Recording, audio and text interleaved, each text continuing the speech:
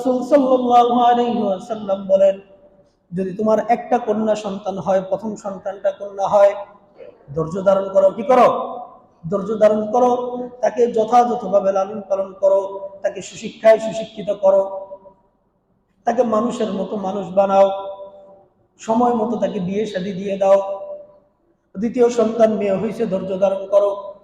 তৃতীয় সন্তান মেয়ে হয়েছে, তাও কি করো? ধৈর্য ধারণ করো।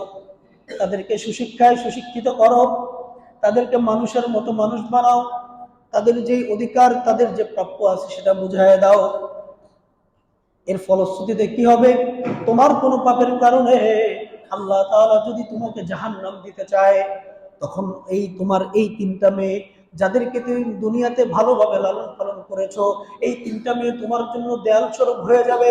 তারা আল্লাহর কাছে সুপারিশ করতে থাকবে, ও আল্লাহ, আমাদের বাবা আমাদেরকে যথাযথভাবে লালন পালন করেছে দুনিয়াতে, তুমি আজকে আমাদের বাবাকে জাহান্নামে দিতে পারবে না।